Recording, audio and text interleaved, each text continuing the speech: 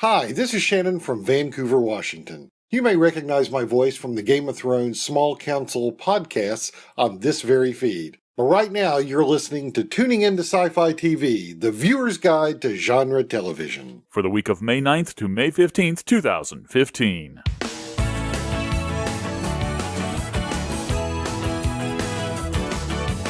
How did this happen? Where did it go? It should have been there last week's episode. I thought I was set up with my season pass. Now the new show is out, and I don't know what happened last week. How did my TiVo forget? Hey everybody, welcome back. I'm Brent Barrett. I'm Kevin Batchelder. And I'm Wendy Hembrock. And we have a new poll up. We're asking you, do you currently pay any sort of monthly fee to watch your genre television? And there's answers there like the traditional, like I'm doing, I think, and most people apparently are doing, which is you pay a cable or satellite company, in my case Dish, and you also pay for some internet content services. I have a Netflix subscription, for instance, so I kind of qualify for both. And then the next biggest one is people who are just doing cable or satellite, which I find interesting. They're paying for that. They can probably find some free stuff online. And then there's also people who pay the internet services but don't pay a cable or satellite company, and they're in at about 13%. But then there are people who buy ad hoc, which we've heard of, the real cable cutters. They just buy whatever they want to watch at a time, about 6%. And interestingly enough, we have 4% of our responders so far saying no, they get all of their content for free. Lucky dogs. Well, I suspect that last set is those that are very patient and willing to wait a few days at the minimum to get that stuff when it shows up online there. But yeah, the things like Sling TV and some of those internet-based services now are really have a real alternative to traditional satellite and cable as far as getting a good chunk of content. So it's interesting. Yeah, definitely. I bet if we did this poll in another year, its first couple of numbers would be really close. Yeah, I imagine, definitely.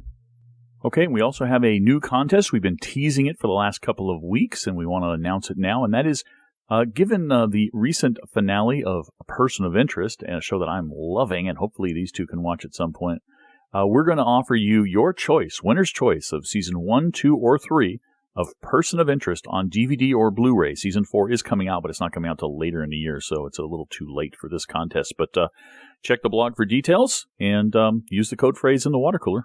Perfect chance for those of you like Wendy and I that haven't seen it yet to get that first season for free and get you into it. Yeah, or if you've gotten behind or you just want to go back and rewatch, as it seems like the show has done a lot of seed planting that it pays off later, so it might be cool to sort of mainline it and see it again. Yeah, we've even got a voicemail about that seed planting stuff, so it is pretty intricate. All right, we also wanted to, before we go over to the water cooler, give a special thanks to all of you who've been contributing to our show. Our podcast expenses are, I would wager, all told, monthly in maybe the hundreds of dollars. To keep this show on the air, and those of you who make contributions through the PayPal button on our website, we really greatly appreciate it. Thank you.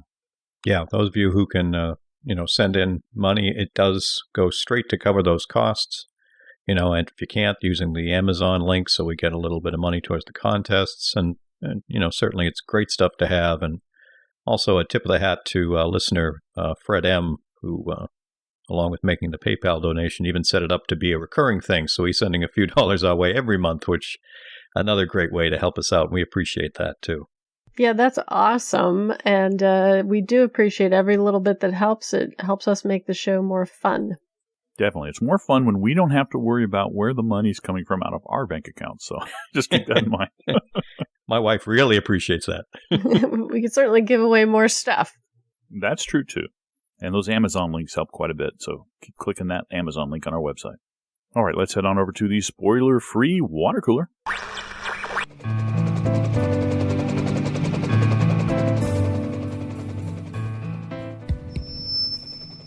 Attention, attention! Are you a fan of MASH, one of the most groundbreaking television series in history? Then take a listen to the MASH 4077 podcast, where hosts Kenny, Simon, and Al discuss their thoughts episode by episode. They will also share with you some little-known behind-the-scenes information, trivia, and so much more. So come and find them on iTunes by searching MASH 4077 podcast or online at www.mash4077podcast.com.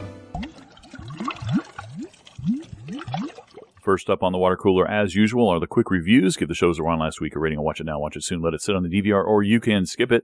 First up, Saturday the 9th of May, we have Orphan Black, Episode 4 of Season 3, Newer Elements of Our Defense. I'd say watch it soon. I'd go up a little, maybe to higher watch it soon. Yeah, I would agree. Strong watch it soon. Okay, and next up we have Outlander, Episode 14 of Season 1, The Search. It was pretty good, but I'm going to give it overall a rating of watch it soon. Not when I watch. Yeah, these are piling up. I haven't watched this yet. I hope to do a catch-up soon. Ooh, that's going to be tough.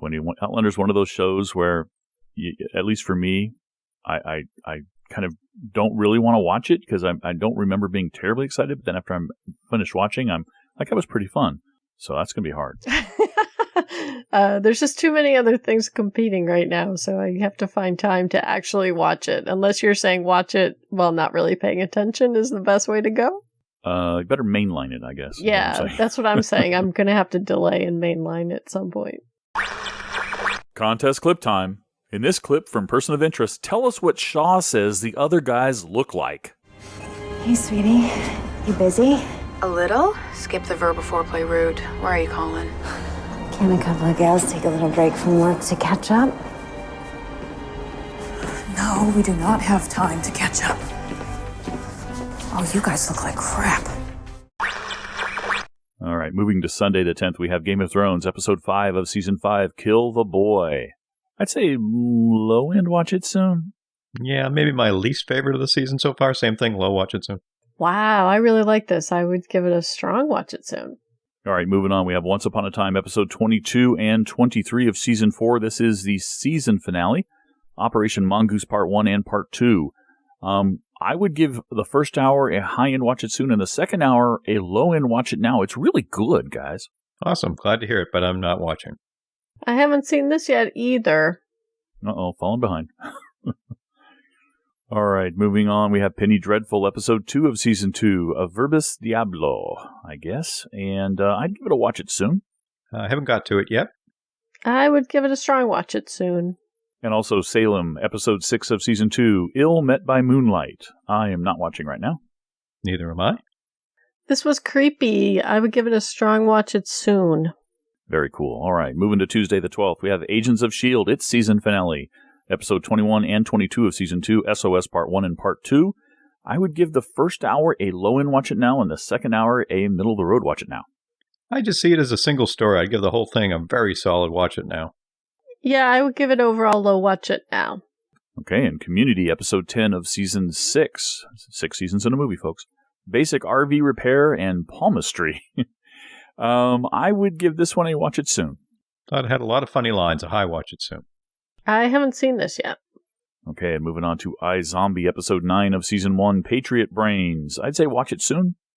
A very high watch it soon. Very good episode. Yeah, I agree. Strong watch it soon. Okay, and The Flash, Episode 22 of Season 1. Not quite the season finale yet, folks. Rogue Air. I would give it a high-end watch it soon. As would I. I would bump it to a low watch it now. Awesome. All right, Wednesday the 13th, we have Arrow. Season finale of Season 3, Episode 23, My Name is Oliver Queen. I would say watch it now. As would I. I would go low watch it now. Ooh, burn. for a watch it now to be burned, that's a bit odd. We're not talking that much difference, are we? I know, that's the joke about the burn. Yeah. Supernatural, Episode 22 of Season 10. Oh, God, is this show still in the air? The Prisoner. I actually enjoyed this one. I'd say high and watch it soon. Yeah, I thought it was one of the better ones lately. A high watch it soon. I thought it was one of the best episodes of this season. I would also say strong watch it soon. All right, and Thursday the 14th, The Vampire Diaries, Season Finale, Episode 6, 22. I'm Thinking of You All the While. Low end watch it soon. Oh, crap. I actually recorded this, haven't seen it yet, but that's a bummer to hear. I'll tell you more about it later. Yeah, we'll probably talk about this one. Overall, I would agree. For story, though, I would give it a strong watch it soon for one part of the story. Yeah, it's a difficult rating for me, Kevin, because there are half of the episode is a strong watch it soon, like Wendy says, and half of it is a yawner. So yeah, exactly. You'll be fast forwarding, Kevin, especially because you're behind. Okay. Good to know, though. You can watch it in about 20 minutes, I bet. Yeah. All right, and also on Thursday, we have the premiere of Wayward Pines. This turns out to be a genre show, folks. I did check it out, episode 1 of season 1, Where Paradise is Home. I would give it a low end, watch it soon. I haven't got to it yet. It's on the DVR. I agree, low, watch it soon. All right, also, we have Grimm, episode 22 of season 4, Cry Havoc. Highlight of the week for me, high end, watch it now. Yeah, it was really good. I'd only give it a low watch it now, though. I would also go low, watch it now. Boo. All right. Knew that was coming. We also have the next episode of The Messengers, episode 5 of season 1, Eye in the Sky. I am watching this. It's not great, but this one was okay. Low end, watch it soon. Yeah, this was lower on my list, and once they announced it wasn't coming back, I got to admit I stopped watching. I've never been watching, so I haven't seen it.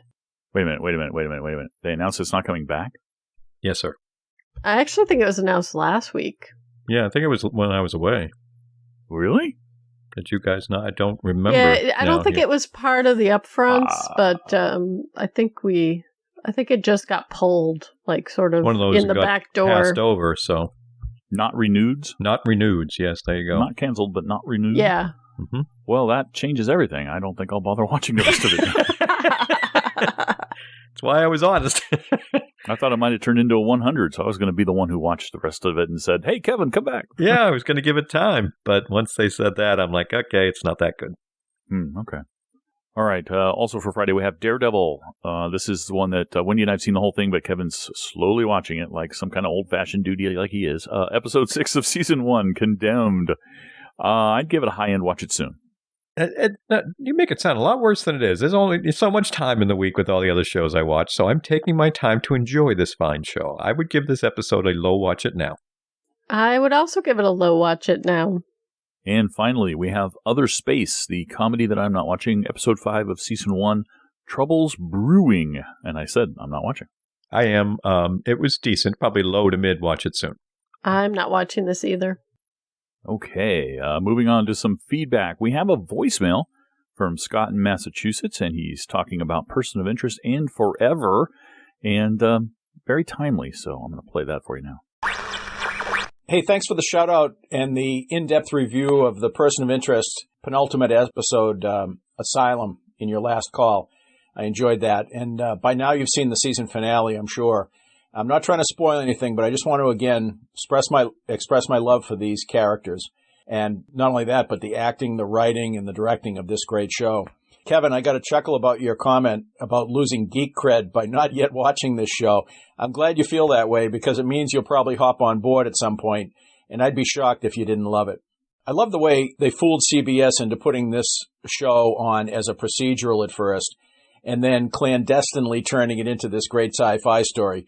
So many great scenes and dialogue from both humans and our machines. One scene I have to mention in particular that exemplifies the great writing and confidence in the viewers that this show displays is the very understated scene with Caleb Phipps in the finale. That character was first seen 2 years ago and has just resurfaced. The writers don't get into a lot of exposition about his backstory in this episode. It's just a very brief, sweet scene by the character I've always thought of as the pie guy. Finally, speaking of season finales, there might be a series finale. The final 5 minutes of Forever this year was exceptional. All 3 actors completely nailed the character moments, and I'd love to see a season 2 where another person knows Henry's secret. That would be a lot of fun, I think. Hey, thanks, Scott. I can't comment on Person of Interest because I'm not watching it yet, but I'm glad to hear that it inspires such support. I do agree that surreptitiously turning a procedural into a sci-fi show is probably smart when you're going to do one that actually has an arc to it and you want people to sort of follow the breadcrumb trail. So like that. I totally agree about the Forever finale. I thought it was outstanding. I've been a big fan of this show, and the 3 lead actors I think are outstanding. So it's gone, but it went out on a good note.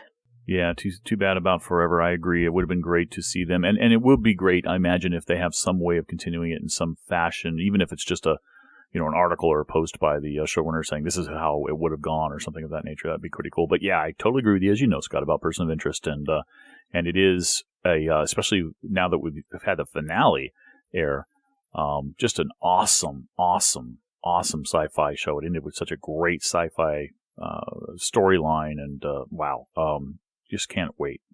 Yeah, some great feedback there, and yes, that's along with legitimately having some people kind of give me the evil geek eye for not watching Person of Interest. It is a little self-motivating because with all the other things that are dangling to watch, I need an extra kick in the pants, and I really do want to get to this at some point. So yes, between Brent and yourself, Scott, and several others, I will eventually get there. I just don't know when. All right. Awesome. And speaking of Person of Interest, I've got some news which I think will make Scott's day if he hasn't heard it yet. I'm sure he has, though. CBS has announced that Person of Interest has been renewed. It will be coming back. No real details on, how many episodes or exactly when. I imagine it's going to be the same time as last year, but I think it's probably, hopefully, for a full season since they did make a big deal out of its renewal. So good news for those of us who have been watching and really love that season finale, because I can't imagine it ending there. I mean, it could have, but gosh, I really want to see what happens next. Yeah, I saw several folks talking about this. Certainly from a closure point of view, it's nice that they're getting another season, but since it was kind of one of those teeter-totters that could have gone either way, hopefully they're planning on it being a way to wrap up the series, unless you get some really nice surprises and the ratings stay strong enough. Yeah, I'm glad for Brent and for everyone who likes the show that they're going to carry on and hopefully, as Kevin said, bring at least some parts of the story to a conclusion, depending on what the ratings look like next year. Yeah, you're both talking like this has been announced as the final season. I know we haven't heard anything about that, but you're right, though, that odds are pretty good since it was so close and on the bubble here at the end that it probably won't be renewed next time. So I agree with you guys. I think that the writer should take advantage of that to try to give us a good ending if it needs to end next season. And moving on, Kevin, you've got information about The Strain Season 2. Yes, they have. FX has put out an official trailer just a few days ago. They'll be returning in the summer. No date has been announced specifically yet. It's about a minute long, so it is definitely a full trailer. Lots of details in there. I only saw the first few episodes of Season 1. It just kind of ran out of time. I do have it on a list hoping to catch up. I went last ship first since I needed that one too. But this trailer looks really strong. I mean, there's lots going on. So, as we've talked about, this is definitely a darker show, but it certainly looks like some cool stuff here. Yeah, this turned out to be a show that just didn't hit the sweet spot for me. So I'm glad it's going to get a Season 2, but I probably won't be watching. Yeah, and that's too bad because you and I were watching the beginning. We kind of enjoyed some bits of it. And then I know when you left the series, it did kind of start going draggy and not really there. But by the end, I was really excited. They were going some really cool places and the characters really developed well. So I'm personally very excited. This trailer looks awesome. I will wait to hear the reviews from you guys and maybe I'll come back to it. But for right now, The 100 is the show that I'm right now focused on catching up. I approve. I approve too. Don't want to put too much on your plate. I mean, you've skipped a number of episodes in this week's rating, so obviously you're really pushed for time. So yeah. I'm having to make some hard choices lately. Well, hopefully one of the hard choices you don't have to make is giving up Gotham because you've got some Gotham Season 2 news. This is awesome news. I think I've told people how much I really like Morena Baccarin in the show and her character. And for Season 2, she is up to a season regular, which is very cool because part of the reason I like her character is, one, she has really good chemistry with Ben McKenzie, who plays Gordon, future Commissioner Gordon. But also because she's an interesting character. She's the coroner. She's smart. She's a little weird, too, in a sort of, your brain is offbeat kind of a way that I really like. So I'm really happy that we're going to be seeing a lot more of her, hopefully, in Season 2. Yeah, this is really good news. I mean, I love Morena Baccarin and everything she does. I mean, Firefly, obviously, V, and a number of other things I've seen her in. So pretty excited about this. Gotham is one of those shows that, I had no interest in the beginning. It sounds like a really good drama with some good action-y bits from all your descriptions, but I still haven't quite gotten excited enough to want to catch up. But maybe next season, with her being a regular, maybe that will inspire me to do that. Yeah, it was great news to see. I know a lot of fans were very happy to see that. She is a great actress.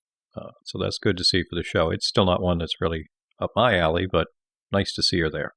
Yeah, I'm not expecting either one of you guys to ever watch the show. Mostly because Brent will just be reminded constantly that there isn't any Batman in Gotham City, which I don't think Brent can overcome. And I don't think this is Kevin's cup of tea, because it's very much a crime show. Although, he likes Daredevil, so you never know. I'm holding out hope that the last season of this show will have Batman, and then I can go back and say, Batman's coming, Batman's coming. For more than just the very end of a certain show, at the last scene of a certain show? Yeah, the last scene of a 10-year show.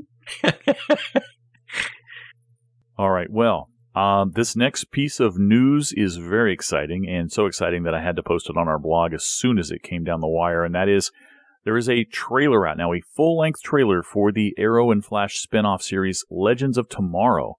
And we've also got a link to Katie Lotz talking about her character and her appearance in the show. But, oh my God, this is so freaking awesome. We get answers to all the questions we had, regarding who will play what and how a certain Katie Lotz is going to be back. But we not only see her own costume, but we also get to hear her alter ego's name, and we get to hear how she does appear and manage to be in this universe. So that's awesome. And we also get to see Arthur Darvill from Doctor Who, and it ties in directly with the premise of the show, and they explain the premise of the show in this trailer, which is really cool. And it also explains how it can coexist with Arrow and Flash and not have to deal with a certain Katie Lotz interacting with potentially other people on the Arrow show. I'm trying to be vague. But there is time travel, folks. That's pretty much established in this trailer. Awesome. It almost looks like, and I kind of said it kind of looks like an American Doctor Who with several superhero companions. So we'll see how that plays.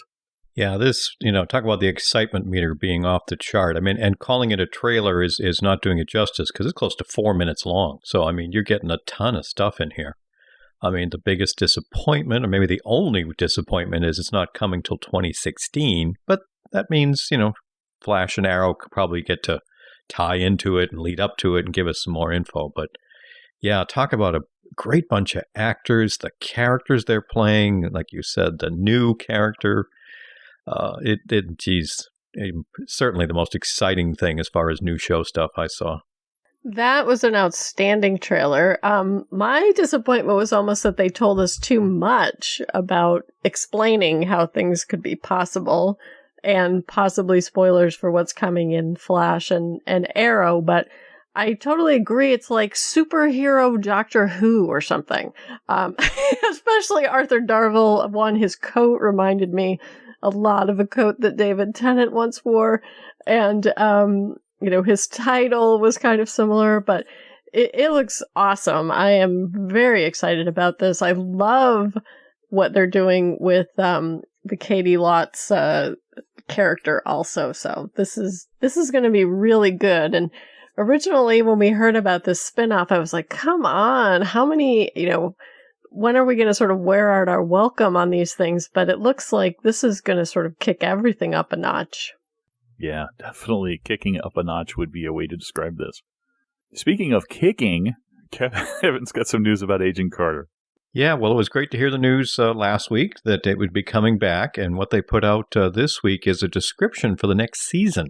So a couple sentences here. If you're sensitive to knowing anything, scramble ahead a couple of minutes here, but it talks about how Peggy's going to be, dedicated to the fight against the new atomic age, and that to do that, she must journey from New York to Los Angeles for her most dangerous assignment yet. Perhaps a new love, a new home, new friends, all under the bright lights of the post-war Hollywood. So, sounds pretty exciting to me. I'm totally excited to see what they do.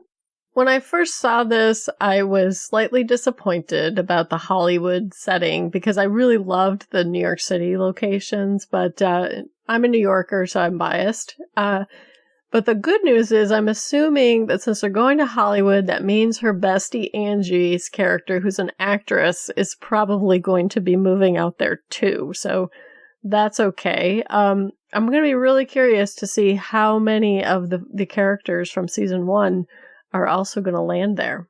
Yeah, I think this sounds kind of cool to me as a California guy, but it also kind of makes sense for Agent Carter because she's going out at her short, seasons, obviously. And so it's usually like one self-contained story per season. And she's going on assignment in different places. It's kind of cool that we get a little bit of a glimpse of post-war different parts of the country, if not the world. I mean, I can imagine maybe a season in Chicago, maybe a season in London or something. So that'd be kind of cool. Well, also, excuse me, also if they're continuing that whole, Howard Stark is kind of Howard Hughes, he certainly was out in Hollywood too. I'm actually hoping we don't have too much Howard Stark in the season, but if there is, it would make sense that she might be able to stay in his house out in the Hollywood Hills or something too. Remember when we meet his son Tony that he's his main residence is in Southern California. So, all right, moving on. Wendy, you've got some news about the new show, The Frankenstein Code. We've got a trailer from the upfronts for The Frankenstein Code, and I've pretty much said in the past I wasn't very interested in this show, but this trailer actually got me interested in this show, mostly because I understand the premise a little bit more. It looks more procedural than I thought, but that's okay, because they're going to have, an old man in a young man's body. And the thing I like is I really like the actor who's playing the old man. So I'm hoping we'll get lots of either the world through his point of view or flashbacks or something. I like the actor that they've cast to play the reborn guy in the new younger man's body. So I'm a lot more interested in this show now after seeing the trailer and the possibilities for it. And they're calling it the Frankenstein Code now, which I'm glad because it's really got nothing to do with Frankenstein. Yeah, I'm glad too, because we both, we were all saying, all three of us, I think, when they first announced this, that's not really Frankenstein's story, but it does help to, explain a little bit more about it. It's not one guy who's reanimated. It is, but he's reanimated with some other guy's mind or brain inside him, I guess. And it's not like this is terribly original. I think there was a show, was it Once and Again or something like that was on way back where you had an older guy who, John Goodman, who was put into the body of this young, super strong guy. So it sounds very similar to that. You're right. It could be very procedural. But it is going to be something that I think I'll check out just to see how I like the characters and whether or not the pacing is good and so forth. But if it's kind of draggy or blah, I think I'll probably tune out. Yeah, for me, this one wasn't really good or really bad. It was just filled in a little more about it and made me somewhat interested. So I guess this far out, that's fine. That's often what I'm looking at these trailers for. This far out is, are you going to totally rule it out? Or is it going to go maybe high on my expectation meter? This wasn't either. It's just kind of still there. Yeah, this is definitely one of those where I was watching it thinking I would give it an up or down vote. And if I gave it a down vote, I really would kind of put it out of my mind. But I got interested enough in those parts, as well as the two scientists who, I don't know if they're twins, but they're definitely siblings, who are behind all of it and why they're doing this. So it seems like there's enough elements that even if it is fairly procedural, there's enough elements in the mix that it could be pretty interesting. Yeah, just look at Forever that you and I both enjoyed. That was very procedural, but it was still interesting. Yeah, I mean, even Sleepy Hollow and Fringe were procedural when they first started, too. Definitely. And a show that probably won't be terribly procedural, I imagine, is Lucifer. We got an interesting trailer and an inside look to this one. I'm not quite sure I'm 100% on board, but I'm going to check it out because this didn't turn me off. Basically, it looks like Lucifer's decided to kind of say, screw it, I'm retired, and he's left hell to live life in Southern California comfort. But God needs him back, apparently, in hell, and sends at least one badass angel to get him back in this trailer. So it looks interesting enough that I'll check it out, but just like the previous one, Frankenstein Code, I'm not really on board, or I don't really hate it either way. And I got a slightly more interested vibe on this one than the Frankenstein one. Maybe it's the lead actor, kind of like his style of how he's playing the character in the the first look, the trailer, about 3 minutes long worth. So it's staying on my radar.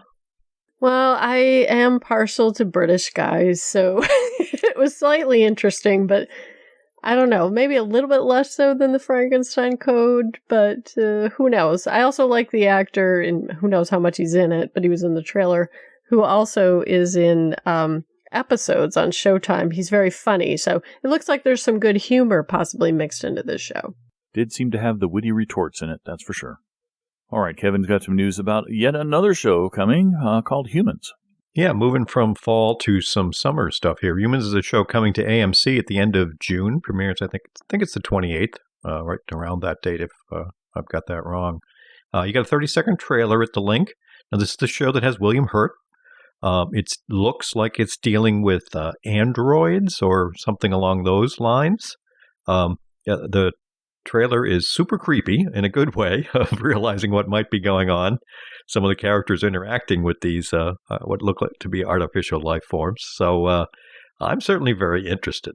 Yeah, the trailer looked interesting, and it only looks like it's about 1 minute in the future. I was just reading an article this week about a Japanese robot in a store that had so many people fooled they were walking up to it and asking it directions and stuff. So this could be interesting. Hopefully they're going to take it, outside the typical sort of cliched fears about robots and porn. Yeah. I was watching this one kind of thinking to myself, okay, I guess I'll watch this. But then I perked up when I saw the actor who plays Jen on IT Crowd. If she's in this, even playing a dramatic role, I'm watching. Yeah, it was a little weird seeing her in a very dramatic role. She's a good actress, though. She has to be to carry up those lines in IT Crowd. Yes. Yeah. All right, Wendy's got some news about Minority Report. Yeah, we've got an extended sort of inside track about the setup. This is following the movie by Steven Spielberg, but it's more in the future.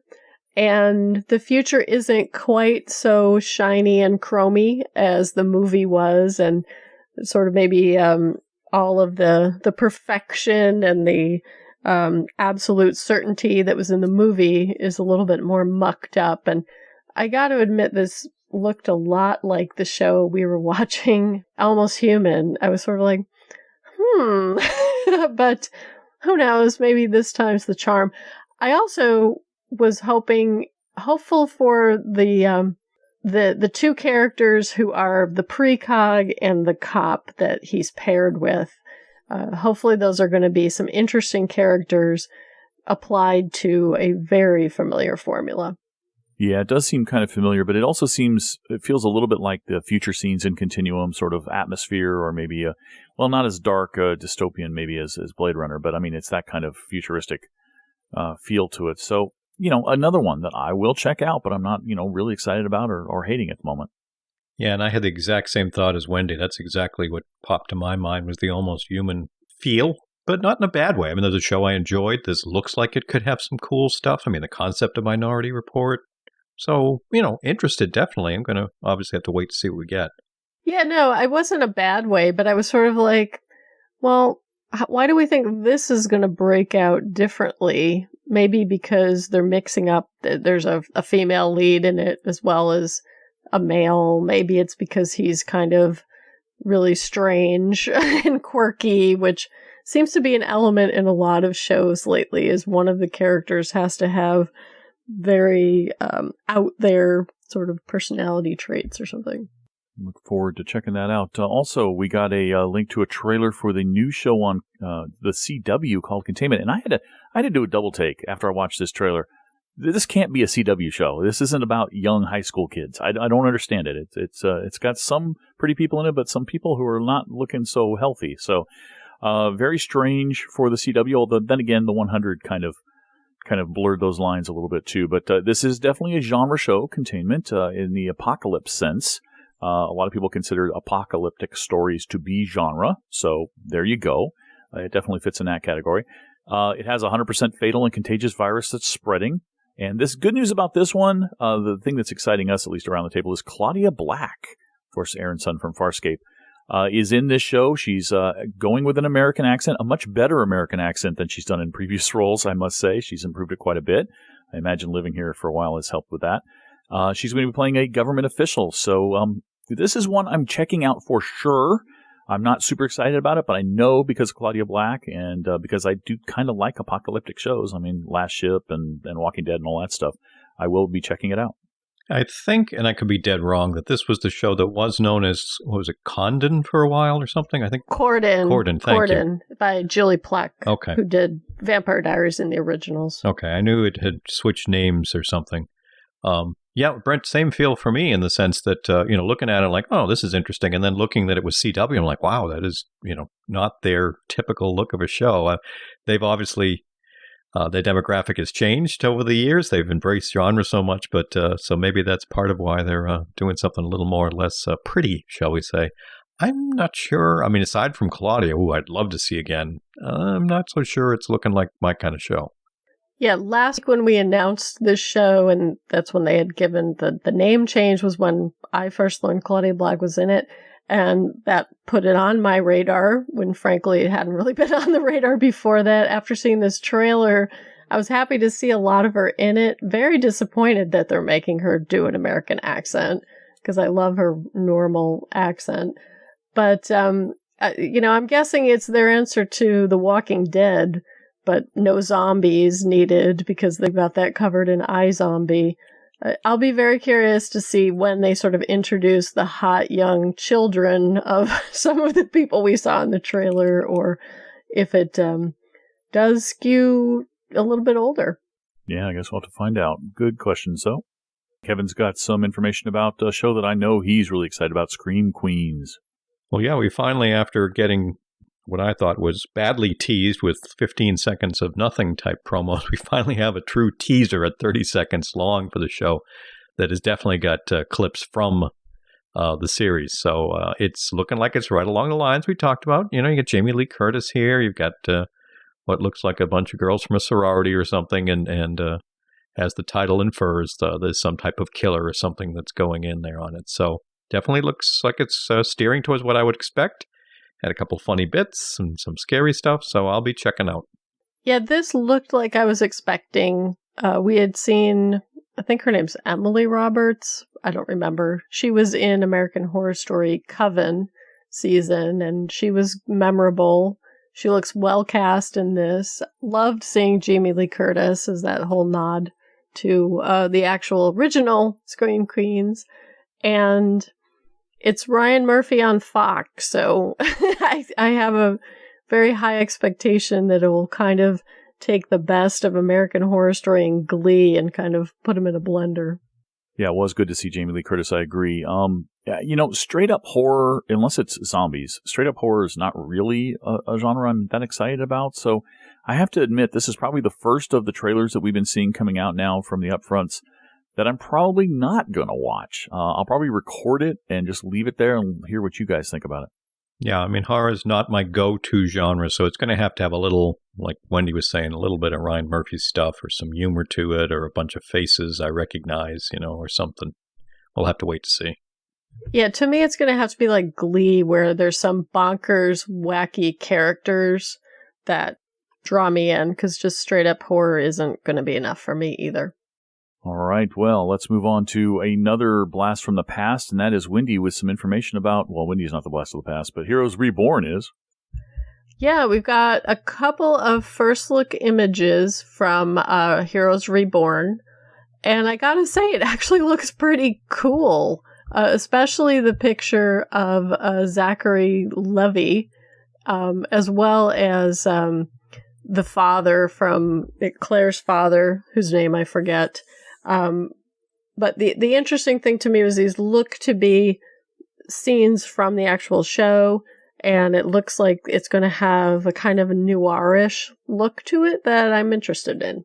Yeah, there's a few photos here, and the first couple do look almost like they're scenes from the show. The last one, though, with Claire's dad, doesn't necessarily look like it. It looks more like a promo shot to me. But then again, seeing Zach Levi in something new would be awesome. I definitely enjoyed him in Chuck quite a bit, and he looks like kind of a badass in this photo, but hard to tell from these photos exactly what's going on, obviously. Yeah, it was nice to see. This is one of those ones where there's lower anticipation for me, but just based on how much I loved the early part of that original show, it's not going to be able to, unless a trailer comes out and it's horrible, I'll be at least watching to see what we get. Yeah, I wasn't interested in this and seriously questioning if I would even bother, but now I'm thinking I'll bother to watch the first one. Oh, I'm definitely on board for it. I'm holding out hope. All right, we've got some news about the X-Files premiere that we've been talking about, the X-Files limited run series coming back. We've told you guys about that for the last couple of episodes. And we've got some details about when it's going to air. It's going to be a 2-night event starting Sunday, January 24th, following the NFC Championship game. So, the start time will vary, I imagine, following a live sporting event like that. But then it's going to continue with its own time period, which is going to be on Mondays. It sounds a lot like what they did for the 24 limited run, where they came back after, I think it was even after some sort of a championship game in the NFL. And then they started it again on, do it on Sunday night and then start again on Monday and then every Monday after that. Until the episode the show is over. And it is a 6-episode event series, like I talked about, and you all know the details of who's back in it. David Duchovny, Gillian Anderson, everybody is back. Chris Carter's back at the helm, so looks like it's going to be some pretty good X-Files. Yeah, it was great to get an official date, see what the plan was for airing. We most of the speculation was that it would be a early 2016, so all we did was kind of confirm it, didn't throw too much of a monkey wrench or curveball at that. So it's kind of neat. Obviously, very jazzed and looking forward to it. This was all good news. Fox has done definitely with 24. It's also done it with like The Following and some other stuff where they have these 2-hour kickoffs that I like and back to back. And I'm kind of relieved that this is going to be short because that means they're not going to meander all over the place. We're going to go right to some interesting story and stay there. So I'm still really excited about this. All right, and something that's gotten all of us excited was the finale to Arrow, and we've got some information about Arrow in general from Kevin.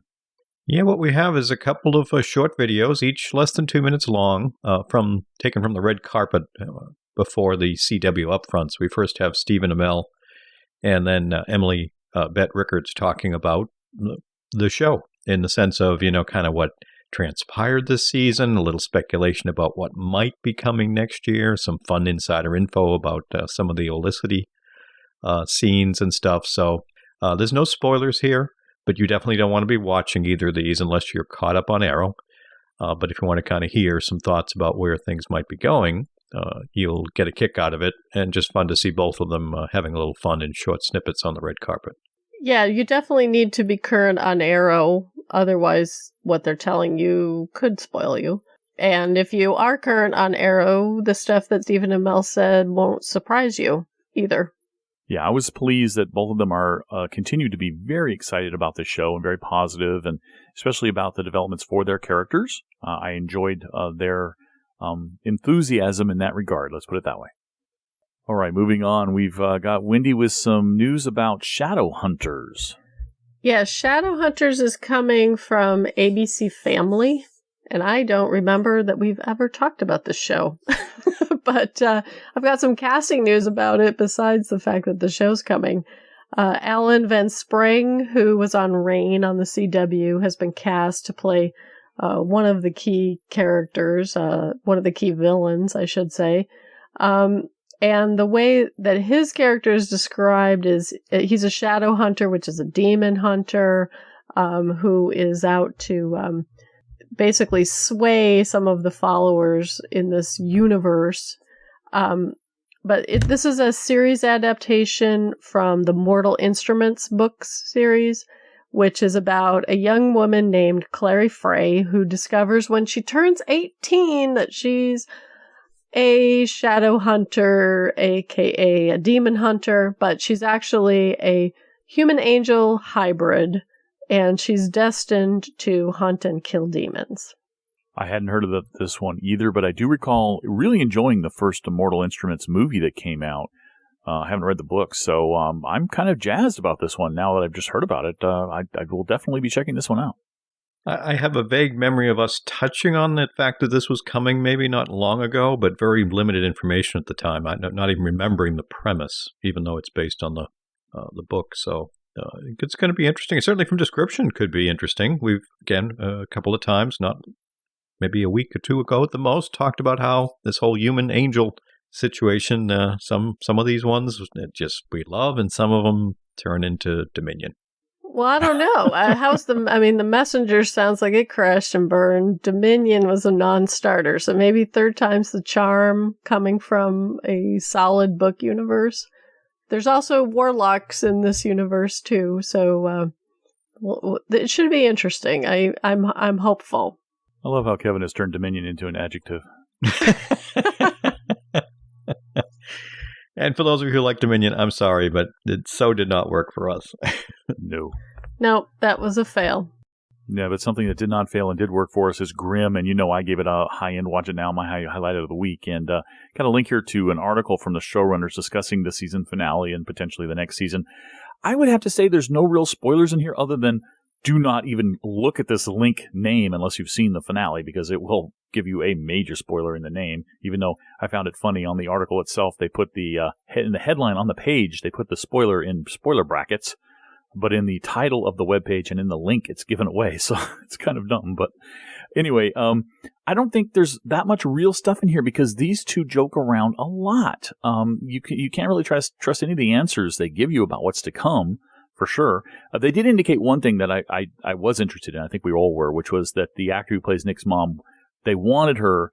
She wasn't available due to other commitments. That's why you don't actually see her face, and she wasn't in the actual episode, even though we saw a body double pretending to be her going into the house. And then they had that big fight, and I'm not going to give you any more details about that, but they had a big fight, and they liked having Juliet be the one who heard the fight, and we saw it from her perspective and heard it from her perspective instead of actually seeing it choreographed out, which I thought was pretty cool because they thought it would be creepier, and it sure was. Now, they ask a lot of questions about characters like Juliet and Adeline and their futures and things of that nature. But like I said, I don't think you can trust any of the answers from these guys. They just seem to be loving the fact that they're just playing with us. Yeah, and they've done that in previous interview stuff. Now, by memory, I don't recall them being downright liars or trying to trick us, other than when someone, as occurred in this article, asked a specific question. I think even one of them answered with, well, can you trust our answers kind of thing. So you're right. There was a little bit filled in, confirmed, based on some stuff that happened in the finale episode. So I was glad to see it and look through it. But like you said, it's not like I'm going to bet the farm on exactly what they told me. But still, lots of big things happen in the finale. So if you're someone watching Grimm, you'll probably at least want to look through this.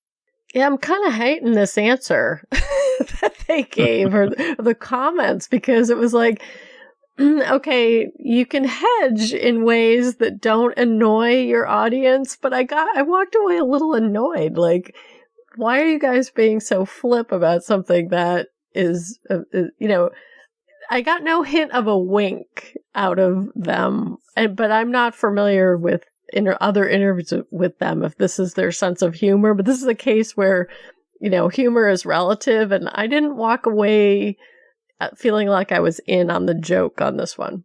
I was kind of annoyed too, but probably for a different reason, because I liked the answers they gave. I wanted them to be true, but I know they're probably not. Well, I was thinking they were being truthful. Yeah, this is one where I would have rather felt, I was hoping for some closure and confirmation, and we kind of didn't get that. Yeah. But we are talking about it. Maybe that was the only outcome they wanted. Oh, yeah, I'm sure. Well, we're going to wrap up the very long water cooler this week with a Tuner Minute as usual. This one was recorded by Wendy and it's entitled Earned versus Explained. When does a great move forward in a story or by a character need to be shown or earned versus explained for you? Is this something you know when you see, or do you know when you're disappointed by it? A couple of recent shows have moved the ball faster than I think they've earned, with character changes or plot changes. Are there times when you notice that the ball moved forward way too fast to have been earned, or characters make transformations that seem unbelievable, especially when they are described by other characters or occur almost entirely off-screen? How much evidence is enough that a character has earned a new status, new skills, or a new place, or that a storyline is satisfactorily resolved? Well, that's interesting, because I know that we have on this podcast over the last, oh God, how long have we been doing this? I don't even want to think about it. Years. We've had situations like that where we've said, oh, that doesn't make any sense. That's out of character. That came out of nowhere. That wasn't earned. There's a lot of that wasn't earned stuff. In fact, I think the biggest one I can think of is Warehouse 13. With the ending of that, with the lead characters becoming romantically involved, and all of us thinking, they didn't earn that. That never really was earned. It just came out of nowhere. It was kind of a convenience. Yeah, it irks me. I guess I can forgive it if it's something I actually kind of enjoyed. happening. I think the romantic pairing in Warehouse 13 I was talking about, I didn't actually want to have happen because I kind of wanted those characters to be brother and sister, not romantically involved. So that really annoyed me. But if it was to happen with, something, I can't even think of an example, but something that I found enjoyable, or I looked at that progression and said, yeah, that wasn't earned, that was out of the blue, but I kind of like it, I can forgive it. So I guess it really has a lot to do with whether or not it's something that I agree with, and I can definitely, even if they earn something and I don't agree with it, I can gripe and moan, but I can say, well, at least they did pay it off. But you're right, if it's just something that isn't earned and just out of the blue, that makes it even worse. Yeah, this is one of those ones. It's an interesting topic. I don't have such a good memory to have certain ones come to mind, but it's kind of funny going back to that old definition of what's pornography. The idea, I can't define it, but I know it when I see it. So it's the same thing here. It's the earned, explained. I mean, when it happens, you'd love to have a camera on you, because you can see the arms go in the air and go, wait a minute, where'd that come from, kind of thing. That's when it's not acceptable, rather than, okay, well, maybe I wasn't a fan of that, but okay, it's been leading up to, and I'm okay if I only, discovered it through some other character's eyes. It's a gut check one. It's if you make me feel like you gypped me and I wanted to see whatever it was happen, then that's when I know you didn't do it right, as opposed to, okay, for the sake of a story, this part, we can't tell everybody's detail. Lots has to happen when the camera's turned off. You can get away with it, but don't feel like you cheated me out of something I really would have wanted to either see happen or see developed right in front of my eyes. Well, that's interesting that you say feeling cheated, because a couple of the examples I'm thinking about, we were cheated of seeing something. One of them was on Grimm a couple of weeks ago. The other was on Supernatural, where something happened to important characters, but we didn't actually see it or see them.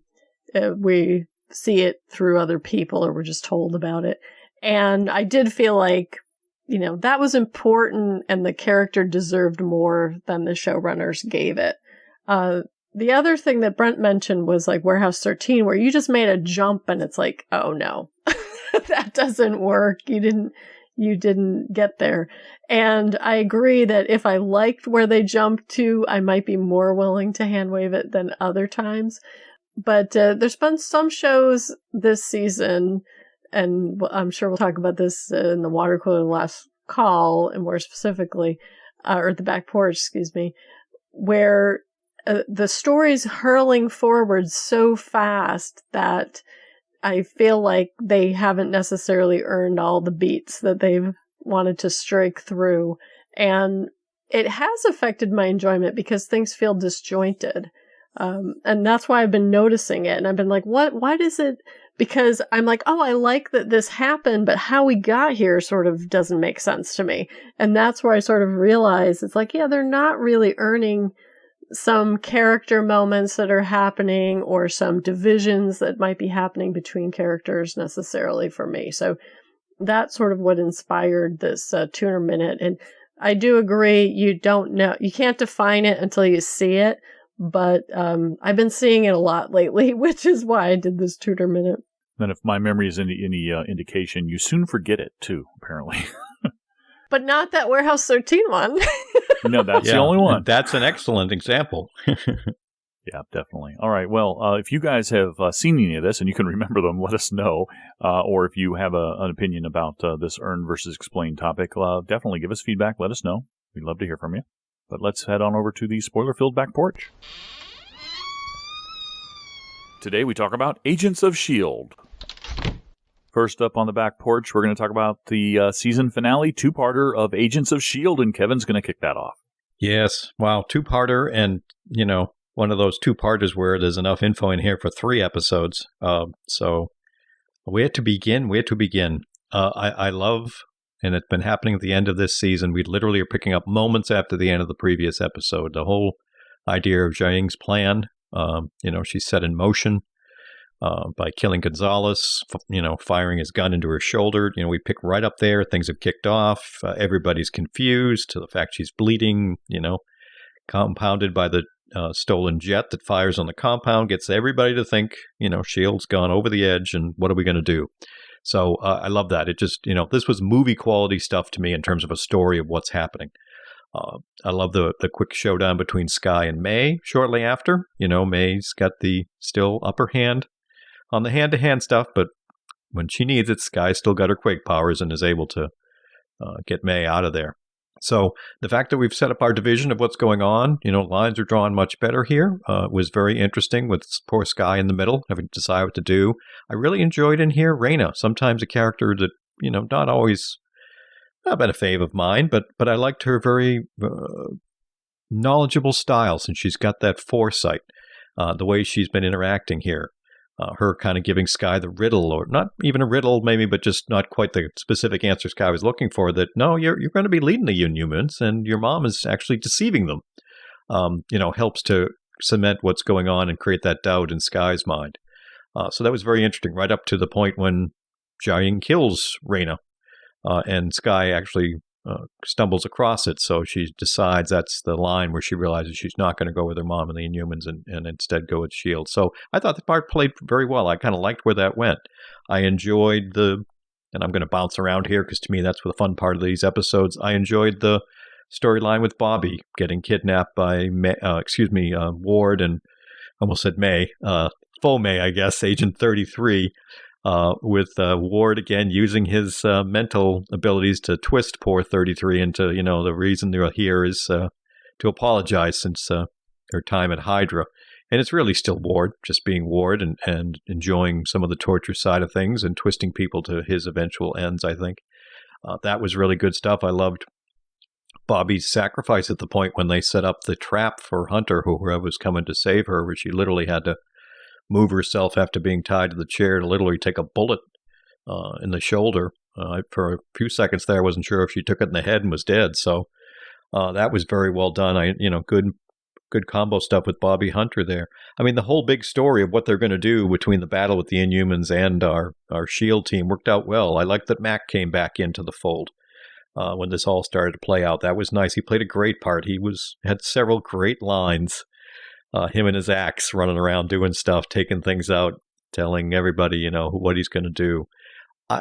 Kyle MacLachlan, again, just brilliant. He was great again here. The whole Cal thing of appearing not to be an important part, sacrificed as a prisoner, but really he was a plant since he has taken all that super strength stuff and eventually creating real havoc.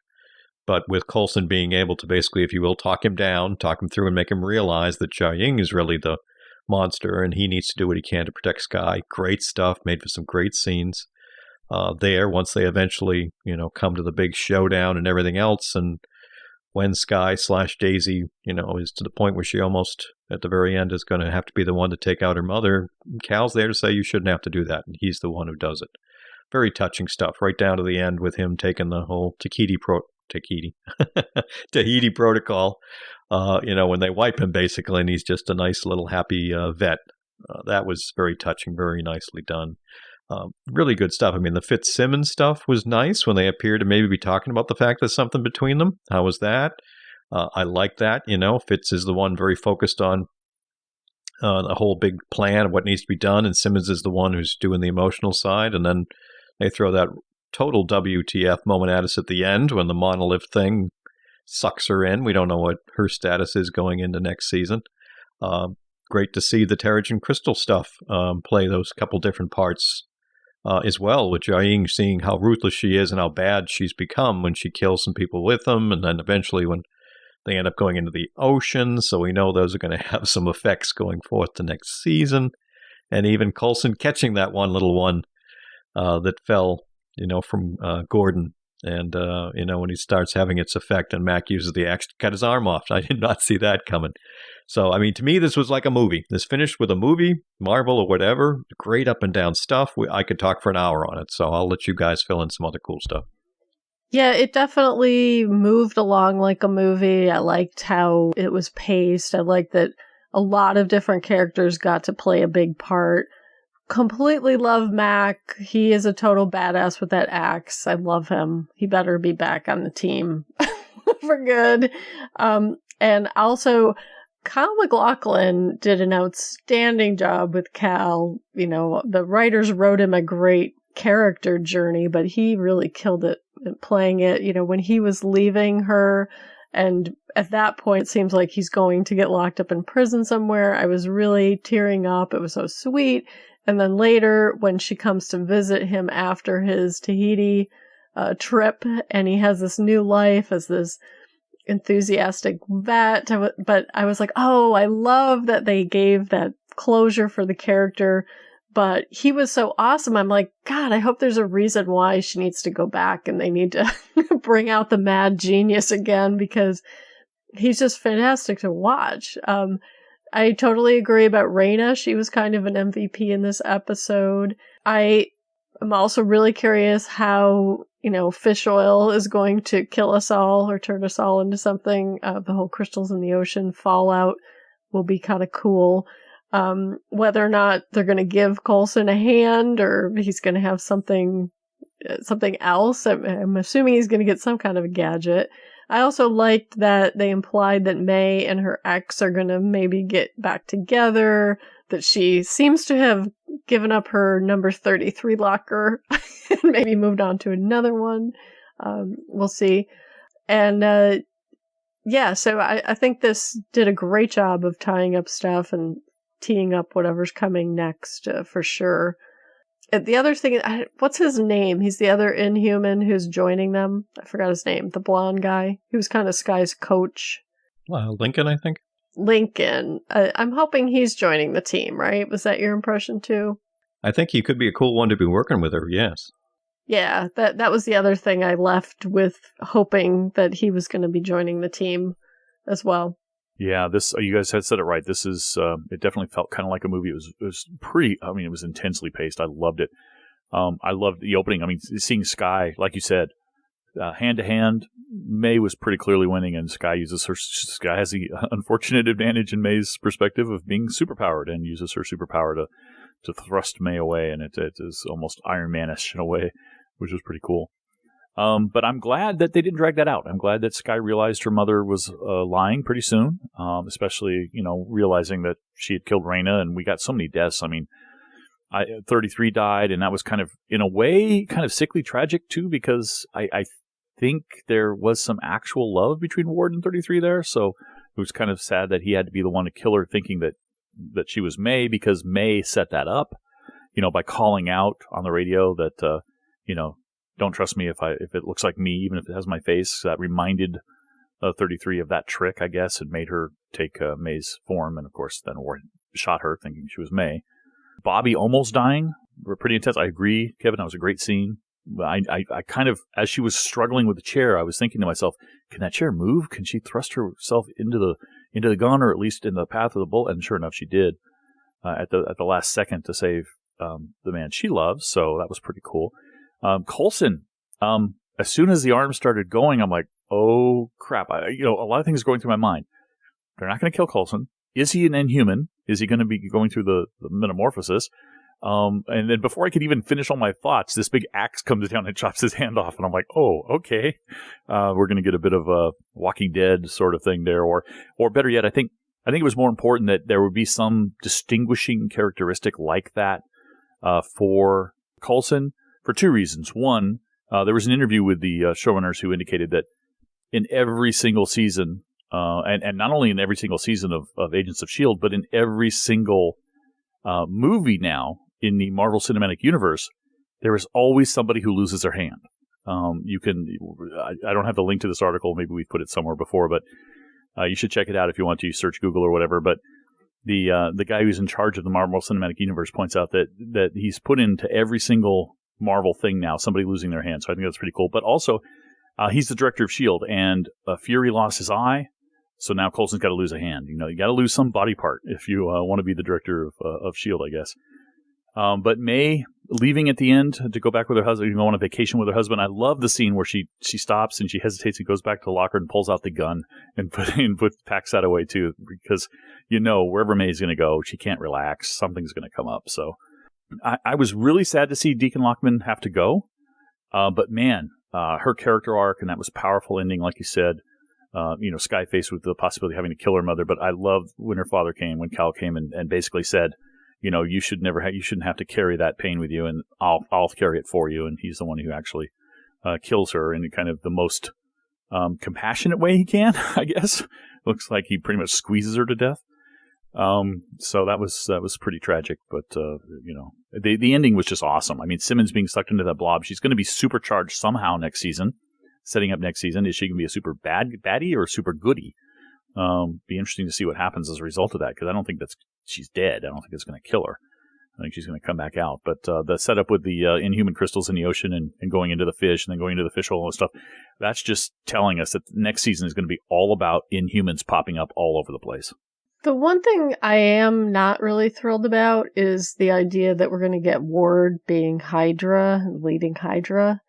I don't like Ward. And, there's bad guys that you get intrigued by, like Cal and even to some extent Whitehall, but I just don't like that guy. So it's going to be hard for me to get interested in the evil plans of Hydra if he's in charge. No, I'm totally good with it. He's such a psycho that I kind of am enjoying, where it looks like he's looking for redemption and he might go back, but no, he's really just manipulating people. Or was he? Was there really a chance there? And the fact that he had to kill her himself, did that lose it for? I mean, I'm okay with it. I think that can really ramp him up to be a real thorn in their side. Yeah, there's some bad guys you love to hate. I just hate him. I don't love hating him, I guess. Fair enough.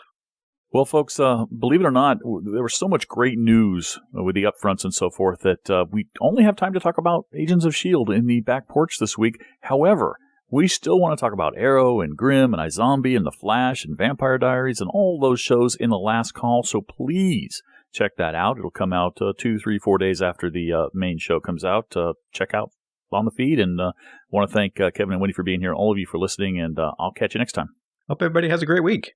Take care, everyone. We'll see you again soon. We offer several ways for you to get in touch with us. If you come to our website at tuningintoscifitv.com, you can leave a comment on any of our blog posts. There's also a link there over to our discussion forums. You can send us email at feedback@tuningintoscifitv.com. You can leave us voicemail by dialing 206-202-4182, or also on Skype at Tuning Into Sci-Fi TV. You can follow us on Twitter at twitter.com/tuningintosci-fi, or visit our Facebook fan page by following the link on our website.